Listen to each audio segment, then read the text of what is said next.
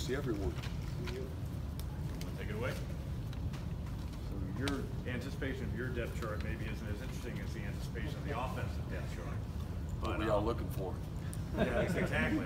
But yeah, I guess coming into this year, maybe compared to last year, maybe some of the experience questions have been answered compared to a year ago. Is that one thing that maybe is a big difference with your group this year? Yeah, I think that's fair to say. We've got a lot of guys that have played in our 2D, and we feel we've still had competition across the board, and I do think that we'll continue to nurture the idea of the competition throughout the course of the season. I think that we have the quality of depth at a few positions, and that allow us to do so, and I think it'll bring out the best in everyone.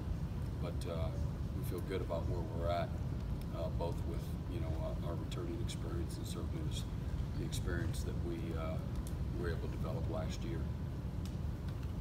Coach, how far have Mario and Kyler come along in their progression, and do you feel that they're ready to contribute yet? I mean, we've got to get them ready to contribute, and they've come along. I don't know where exactly on the barometer. They're never anybody is never quite where you want them to be this early, and I think that growth will really take place with experience that they gain, and inevitably some failure that they'll have. As well, just all part of that maturation. But we're not afforded, the same depth there that we have at some other positions. So those guys we feel good about, what we recruited and who we recruited, and they've both have flashed during the course of fall camp, and excited about the future players that they're going to become. Sticking with the cornerbacks, what did A.J. Terrell show in fall camp to earn that spot over Mark Fields? Yeah, he was just very consistent in every part of his game, and just a little bit more consistent. That was really about it. And we feel really good about Mark and where he's at. We've gotten the best version of Mark Fields since he's gotten here this fall camp and spring. Had a good spring. So we're excited about those three guys, and feel like we have three quality starter type guys there. Wise, do you expect Martin to be able to go this weekend? Yeah. Brent, No concern about his knee? Nope. Brent, on the defensive line, you've had a couple guys move positions. You've had Albert move over to the other side of the line, and you've also moved Xavier Kelly in interior now at 270 pounds. What gave you the confidence to move Xavier in at that weight? And what made the transition to move Albert over to the other side? Well, you're really looking at big picture too for Xavier, and he's got really good quickness and a great first step. He's got a tremendous frame. Maybe that 270s what he's listed at. I bet you if we put him on the scale, he's heavier than that now. But just trying to put him in a position where he can be disruptive, and where we're a little bit short in the numbers. This year we've got some really good depth at defensive end, and to trying to find a way to get him on the field, and whether that's immediate or again in the very near future, trying to develop that. So Albert playing on the other side, he's playing nose and three, either or. And most guys we try to do that. Sometimes with freshmen we don't, but we'd like to play left and right with those tackles if we can. That front four, they obviously got all the attention. You told us you'd really rather they not get all of it, but did you see anything out of them in fall camp that said they're not 100% focused and ready to go? And did they satisfy you that they're completely dialed in? Yeah, they have been since they've been here. They've just continued to be who they've been. So they've been good. They've taken ownership and accountability and great leadership, and show up every day ready to compete. And I think the big thing for us is not to, it's if they have a bad play or a bad series or a bad day, hey man, they're not perfect, and so I think sometimes we can judge them differently and sometimes unfairly, and so they're like anybody when it comes to to that. But they've been great. I think you said a couple weeks ago that Chad Smith was right there, pretty close to the starting group at linebacker.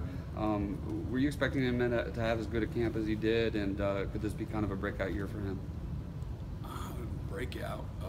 Chad's done well. When Chad's gotten in the games last year in particular, he's done very well, very productive. He's been, for 2 years now, he's been a really good, strong contributor on special teams, and has really led the way when it comes to production that way as well, along with Skowski. And I just think I think what you've seen with him, again, just the maturing within the system and playing confident. And I don't know, breakout is fair. I think that you'll probably see him maybe earlier in games than maybe in the past. And but we trust him. He's become a really good player and a great leader and a great worker, great teammate. And Judah Davis had a very good fall camp as well, right there with him. Really showed up consistently, in fall camp too. A lot of players with this experience, you've seen them in games. What are you hoping to learn this Saturday when you guys kick off the season? Just to play, disciplined and consistent. Along with that, or just you're playing a triple option style of team. You've got to have great eyes and just the discipline that it takes to play at a really high level. Even moving forward, it's not like you don't have to have the same kind of discipline when you're playing, Texas A&M or Georgia Southern or Georgia Tech, Syracuse, so forth. I mean, you got to have it every week. But just to see them again playing against someone else to test those things, you want to see a level of physicality. You want to see a level of intelligence. You want to see the discipline. And then again, they won't play a perfect game. So okay, now what can we learn from it? A year ago, we played Kent State, and you have all the same questions, and we have the same concerns. And you get out of the game. I think they passed it maybe twice in the game, and they tried to run the triple option. They hadn't shown that on tape. We really defended it well. So it surprised us coming out of that game. Wow, we defended that pretty well. And all those snaps we took in fall camp getting ready for them, but you felt like it was kind of a waste. But in reality, it wasn't, just because again you're playing football. You got to play defense. You got to be able to stop the run and defend all the play action passes that are off of it. So this will be a great test in so many ways, but that'll be a big part of it. And again, moving forward, trying to develop a cohesion, particularly in that secondary, that we're counting on to both support the run and again be in position and the discipline it takes to defend the pass. It'll be a big challenge for us that way. And Yes. defensive end depth-wise, how many guys do you feel like are ready to develop and play right now? Probably 6 to 7. All the guys on the depth chart, you feel like are Logan, Justin? we're gonna play him. Yeah. Yeah, absolutely. Logan, Justin, Chris was banged up a good part of camp, but Logan and Justin, they both had excellent camps. And again, I've alluded to Xavier and KJ both have made marked improvement. And Xavier brought a level of physicality and explosiveness that you really like. And Richard Jurgens decided not to play, but so along with Austin and Cleveland, that's a group of guys that you're going to see play. Brent, how has Skowski progressed since he came back from? Good. Yeah, he's practiced about the last week. Feel good about him being back time? Yeah. I haven't given him as many reps, but he's fully cleared. His foots are a hard thing. You got to be really careful. You see a lot of guys re-break them. And again, I like where we're at linebacker. He's one of the best ones we got. But we got a really good group that's got great experience and terrific intelligence to understand our defense and how we do things. And again, to me, that's what allows you to have a chance to win and play really good defense. And then if you get a guy that's got exceptional skill, maybe he's ultra physical, really fast, takes things well, can make a difference. But I really like the group. Wiskowski, but we're still really solid, without. You have a couple of freshman linebackers in Jake and Mike. How valuable is it for you to be able to kind of put them in your hip pocket and not have to rush them, but bring them along and yeah, that's been the selling point to both of them. Just going through the different players that we've had, that have redshirted and have really benefited. They hate it immediately, but again, it really pays off 3-4 years down the road to be able to develop, emotionally, physically, mentally, all those things. So I think it's very valuable when you can do that. And to me, they have to make you play them. With the kind of depth that we have, again, a guy like Xavier Thomas, the things that he has shown, it's like, well, you can't redshirt that guy. And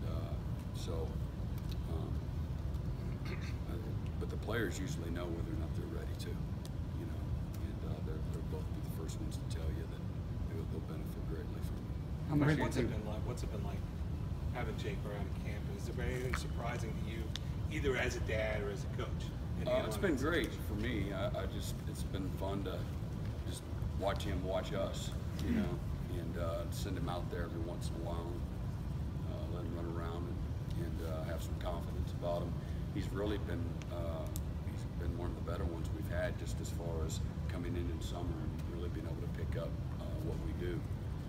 And I've been really impressed with him. I made that remark, and that's the thing. You're like, listen, you know me as dad, but I don't give a lot of guys a lot of praise. So if I tell you did a good job, you must have done something. And so I praised him a couple different times just on his knowledge base and his ability to go out and execute and play fast. So he's he's done well, but it's been a lot of fun. Brent, tagging on to that development question, what about a player like Shaq Smith? This is his third year in the program practically. Where's he at right now? Yeah, he's in English. Not sure which. But he's done really well. I've said it in fall camp, and he's had a good fall. And I'm excited for Shaq. He's put a lot of work in, and I don't like saying, well, this guy's set up to be a breakout.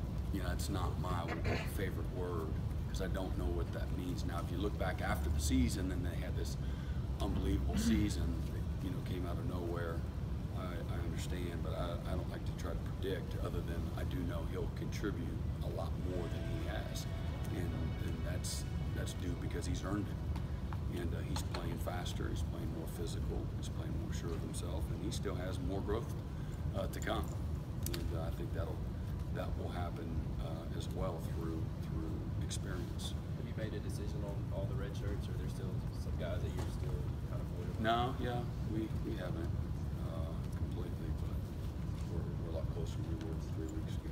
Coach, with guys like Jake and Mike who will redshirt, and also guys that are kind of on the bubble, how much will the new redshirt rule just help to kind of keep those guys stay engaged, knowing that they can get some valuable playing time later in the season? Yeah, I think what it does is it makes it harder on us, to be honest with you, to try to, because you want them in power hour.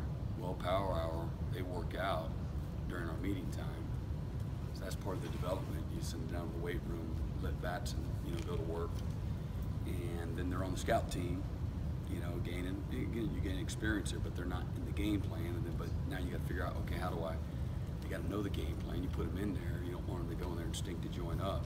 You want to be able to go out and execute. And just when they feel like they understand what we're doing on defense, and we come up with an option defense that's completely different than what they've been learning for 3 weeks. And so that it's hard to figure all that out, from our side of it. But it's going to benefit them, greatly.